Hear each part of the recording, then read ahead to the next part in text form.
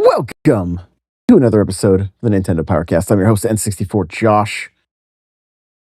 This is the first time I'm trying a dual stream in portrait and landscape, so I'm very curious if it's gonna work out or not. Let's see if I'm just kind of testing to see if well, it doesn't look like TikTok's getting a feed right now from the looks of things. I don't think. We'll see. No, it just says live will begin shortly. So that one's not working. Let's see. YouTube. I see normal YouTube. So hey, there we go. You know what? We'll call it a win. We'll call it a win. So Paradigm TV says we're doing it live. That is correct. We are doing it live. What is going on? Welcome everybody. So good to see you. Hope you're all doing amazing. There's some news to talk about. We're gonna chat for a while about Mario Tennis Fever. I see Steak is here. So I'm gonna kind of mix up the way these shows like usually it's like I'm really just like into the articles. I want to spend a little bit more time like chatting. So like we'll have a topic from the article, but then we can discuss it a little bit and get a little bit more feedback from chat. So get ready, you guys. Get ready to get involved. And it'll be a good time. So there's a lot to talk about tonight. So um, Paradigm TV says, I haven't seen much about Fever except it was at Costco today. Oh, I bet you Costco's probably the best place, one of the best places to pick it up. So that's probably how much was it at Costco? I picked it up at my physical, I picked it up at GameStop because of my pro membership. So uh Steak over on Twitch as well. Let's go. Let's go.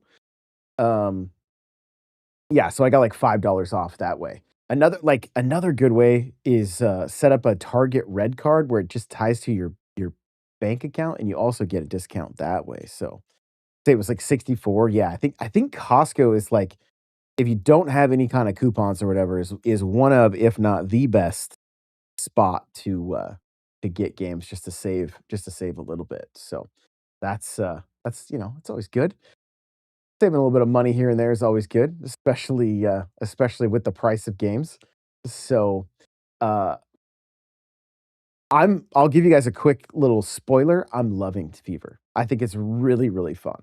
Like, I'm I'm really enjoying it. So, Darius Wolf Gamer says, "I hope the next Nintendo Switch 2 game is Tekken 8 or the Mass Effect Legendary Edition." Such great games. Like, I'd be all over both of those, no question. No question. So, um, well, since I see we got questions about Aces, or I'm sorry, I saw Aces in chat there. Paradigm asked, "How does it compare to Aces?" Let's talk about Mario Tennis Fever first. All right. So, I've probably spent, uh, I wanna say probably a good 3 plus hours so far. A good 3 plus hours into Fever, and Uh, so I'm gonna give it to you guys straight. I'm gonna give you the the positive and the negative, okay? I like Ace's gameplay better. I do. But that's only because like I loved being able to use the right stick to like flip through the air and get the ball, and I still find myself doing that. I played a lot of Aces. I put a lot of time in Ace. That being said, because I like Aces better doesn't mean Fever isn't incredible. And Fever does so much more for like the right way, okay? Because I recognize that movement being able to do that flip and connect with the ball, like I don't think it connected with people. I think it was a little bit too difficult. So it added to the overall skill gap. And so I think that was a bit of one of the negatives essentially of Aces. That's really it. Like, as far as, like, my comparison with Aces, I think I think Fever does everything else better. everything else better. The fever rackets. Let's talk about these things. So fun. The implementation, absolute chef's kiss in my opinion. Just the chef's kiss. They set it up to where if the ball doesn't hit the other court and it gets sent back over, you you can essentially have it backfire on you. And it's that's brilliant. It's so brilliant because it encourages aggressive gameplay. And so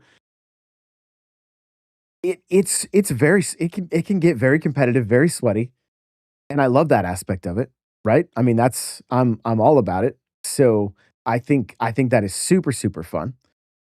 And all the different rackets just seem very well thought out. It's like I honestly compare it to the fact that they got 24 players to work in Mario Kart World took a lot of balancing, right? A lot of balancing. And they seem to kind of knock it out of the park. And I feel like this game is no different. A lot of balancing went into getting all these rackets to work. And they've also implemented some other areas of like where of strategy, right? Like, okay, I'm gonna try to target, like say I'm playing doubles, I'm gonna try to target one particular character on the other side so that their hit points go down and then they get knocked out. Now it's 2-on-1. And so that adds a whole nother level, which then to me is like, okay, well, maybe going into doubles, if I'm taking it super serious, maybe somebody brings the shadow racket, right? Or maybe you both use it. But that then like, so if somebody does get knocked out, at least you can, have a second player essentially show back up, but you're not going to be, I don't know how much HP you're going to be taking out at that point, right? So there's just this kind of give and take and a lot of strategy that goes into it. So I want to say what's up. Hernandez is here. What's going on? RX Gaming, Midfi Senpai. What up? What up? Good to see you. And so uh it like I love that aspect of it because it's like, okay, what kind of racket do I want to take in? What is my game plan? And so much fun to be had there. Now, where I do feel like there was a bit of a miss, there is game share locally, but not game share in game chat. I wish that was there. Just because I tried to fire it up on stream yesterday to let people play the game for the first time, and it's not. I thought it was an option, and it wasn't. And so that was a bit of a bummer because I was hoping that it would be a good way to let people test the game out, see if it's for them, if they liked it, but it's not. Game share local works flawless. Yesterday, uh, I had Jasmine and the two littles had their switches. She had her switch. Game shared. We all four played doubles. Talking from a 4-year-old and 11-year-old, and the gameplay is designed good enough that even a younger gamer like that, like a younger, 4 years old, still able to have fun. Like, still able to have a good time. And except for when she was like if she started losing. Now, granted, 4 years old, they're going to be wandering around. You got to kind of, you got to corral them in, whatever.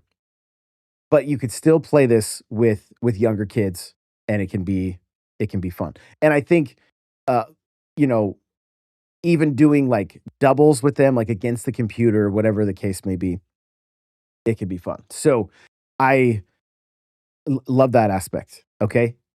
Here's the other thing that I absolutely loved, and I haven't heard a lot of people talking about it: motion controls. It feels like Wii Sports. Okay. Aces did not feel like Wii Sports. It felt funky and like kind of just like something that was a bit of an afterthought. This, it's not quite as crazy as Wii Sports. You know how you could just like shake the Wii remote and the racket would go crazy?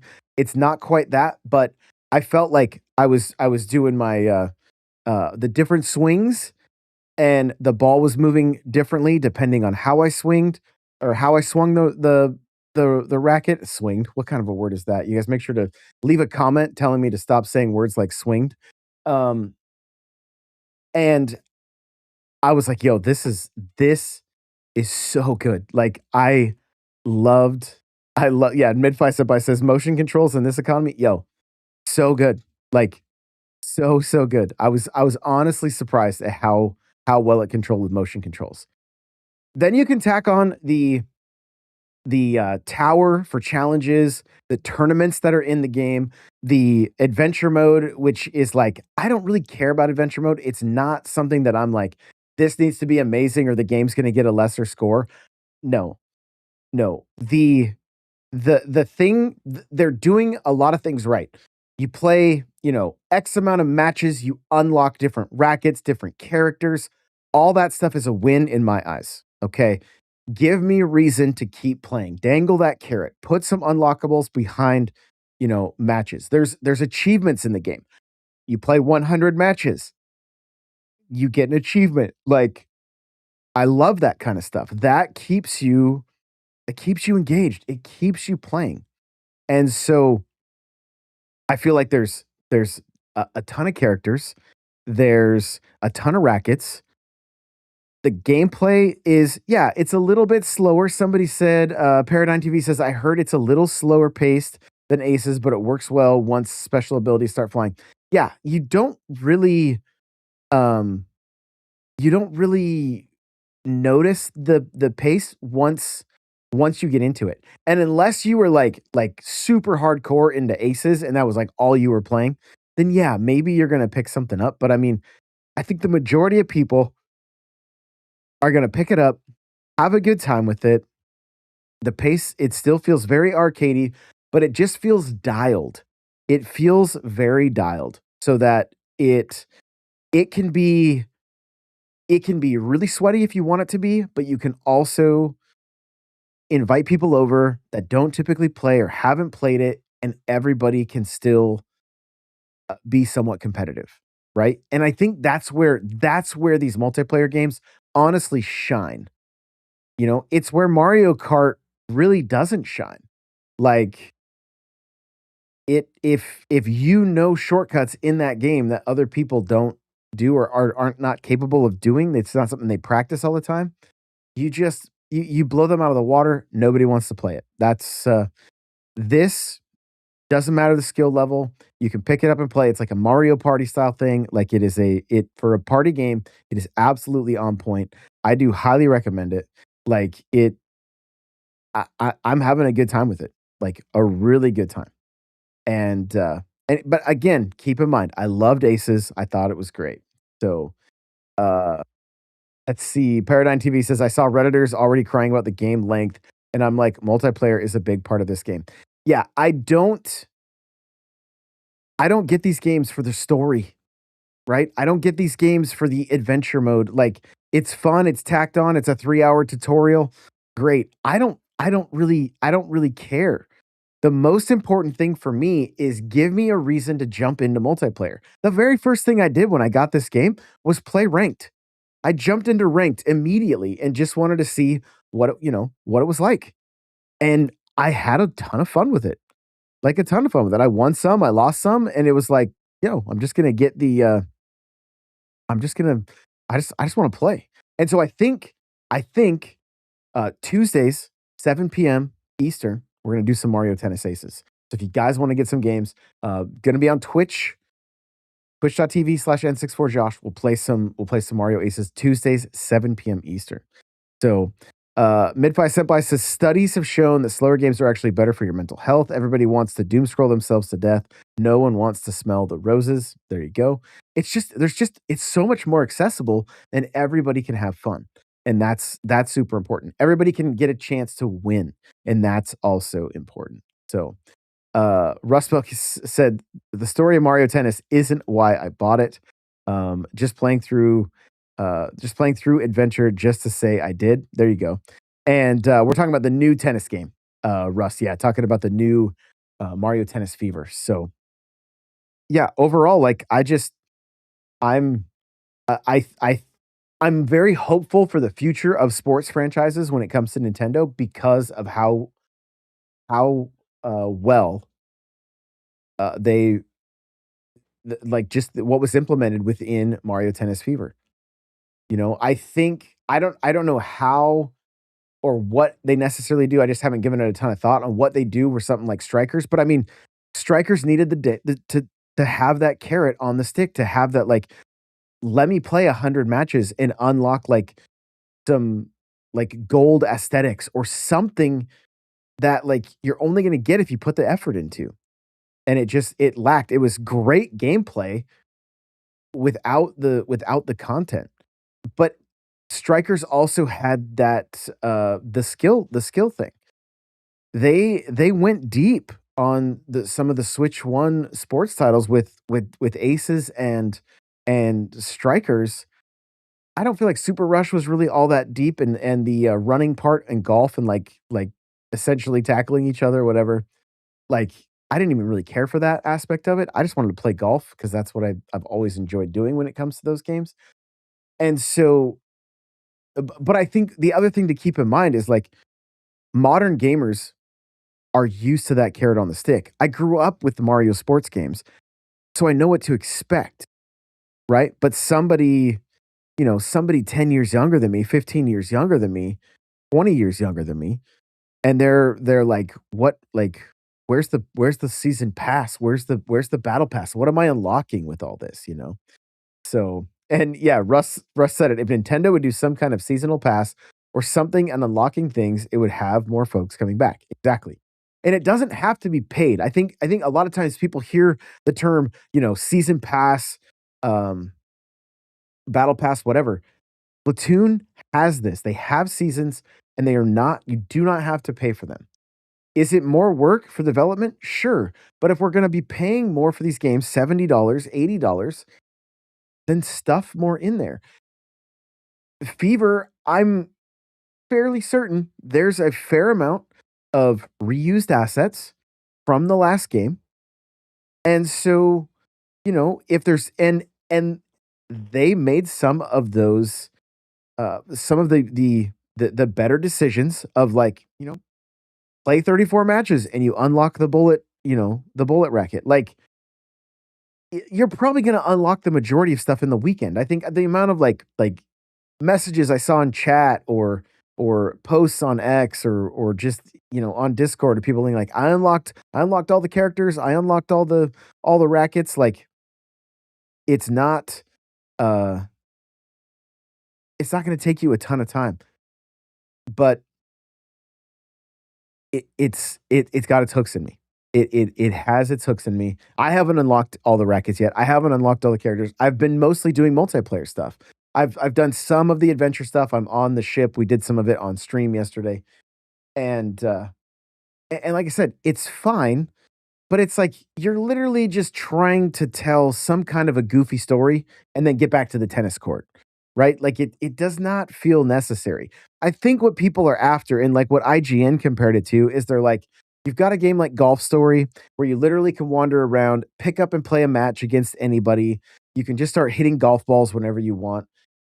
But I just don't know that that's the direction that Nintendo is going to take things. And I don't know that it's fair reviewing these games and saying, well, it should be like this indie. That's the only way that sports games are good. I just don't know that that's the case. You also have like in other sports games, look at Madden and the basketball games, stuff like that. You've got y- you've got like, all these monetization strategies of like, oh, buy more cards and unlock more characters and have the ultimate team and all this stuff. And like this this feels like a pretty complete package for $70. Is 70 a little bit high? I mean,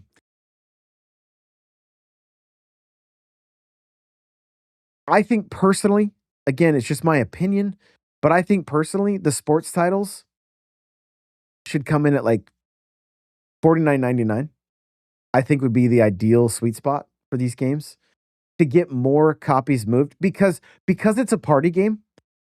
If it was $50, I would be more apt to like get copies for my daughters and like make this another regular multiplayer game that we would play often. But to have to drop another $140,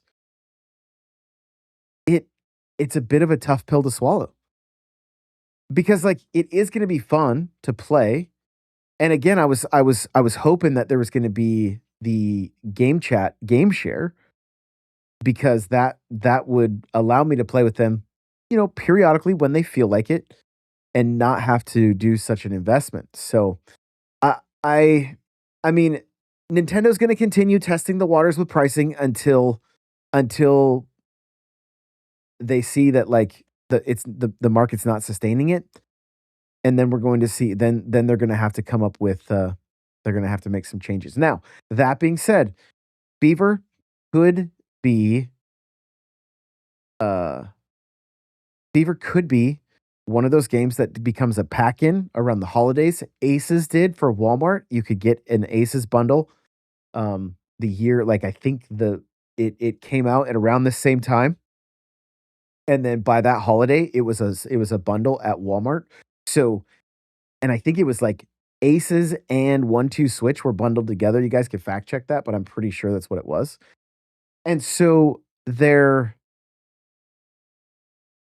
is some they are giving themselves room to put games on sale and that kinda stuff, but a lot of the discourse around this game is price, right? Paradigm right here saying, I wish mainline games would be 70 and spinoffs would be like 50. Midfi Senpai says, I refuse to pay 70 for any game. My backlog is enough to hold me over until a sale. Midfi also says, remember in the cartridge days, sports and movies titles had a $10 license tax. Today they are discounted. LOL.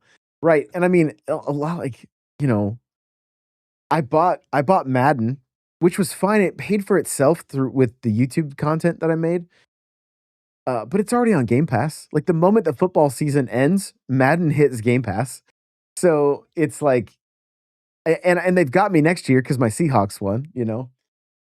But yeah, a lot of like a lot of times the sports games would like end up in the bargain bin and that kind of thing. So I'm curious on how the sales numbers are going to be. Like, I'm trying to base like what how I think the game is doing on like how many people it shows in the different ranked modes and like but how many people have jumped in. Like we don't know that those numbers for sure. So just a bit up in the air on on how well it's doing. And I hope it's doing well, of course, but you know, if it's one of those games that like Nintendo has to do that variable pricing to get more people in, I hope they do it. I do hope they do it because I think a game like this would probably be more apt to fly off the shelves at even the 59.99 price point versus the 69.99. I just it's as a huge fan of tennis games, like it was a no brainer for me. I'm like, that's fine. You know, we're already having a great time with it. But I saw people in chat that are like, I just don't think this would have a long enough tail for me to justify that price point.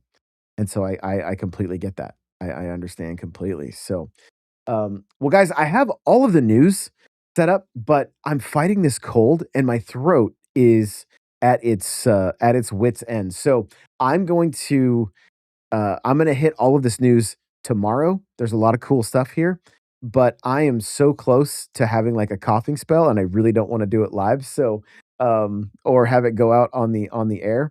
So I'm just gonna call it right there. But I appreciate you guys hanging out, and um, for all the conversation. A quick couple more chats. Real quick, Paradigm TV says 70 creeps so close to that $100 point mentally. It does.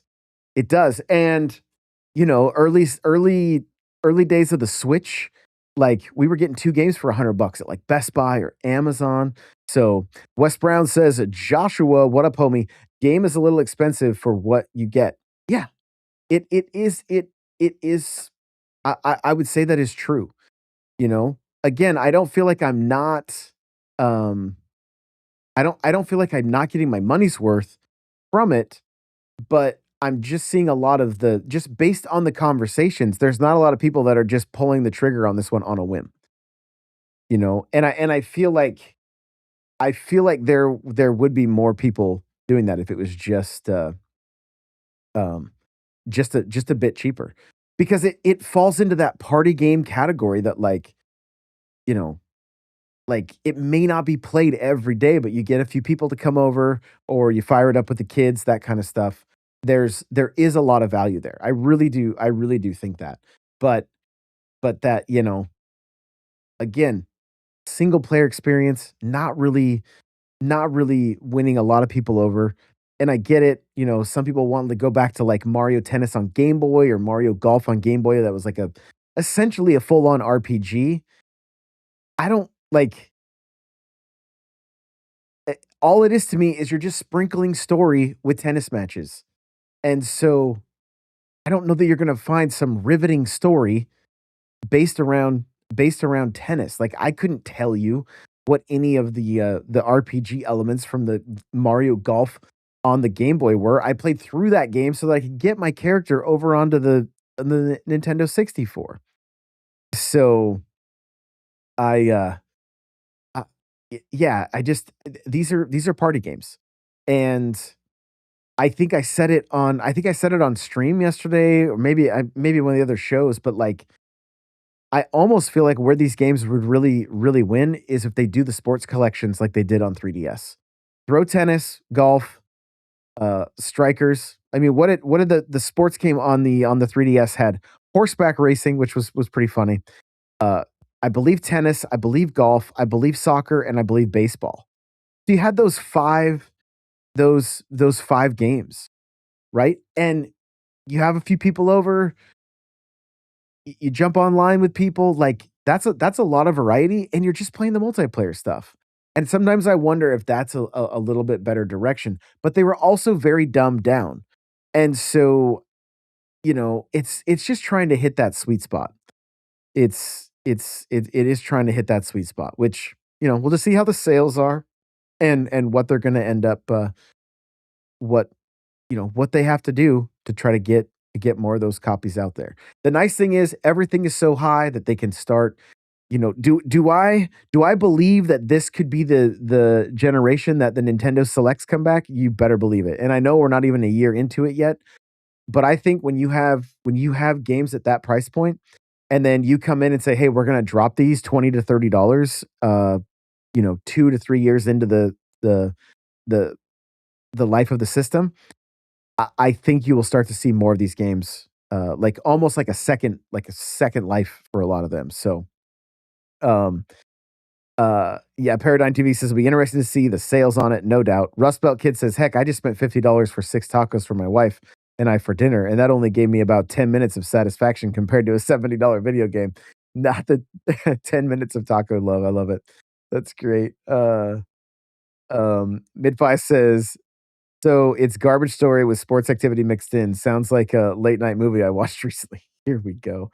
Here we go. Steak says Nintendo doesn't give discounts on their games. I mean, you're not wrong.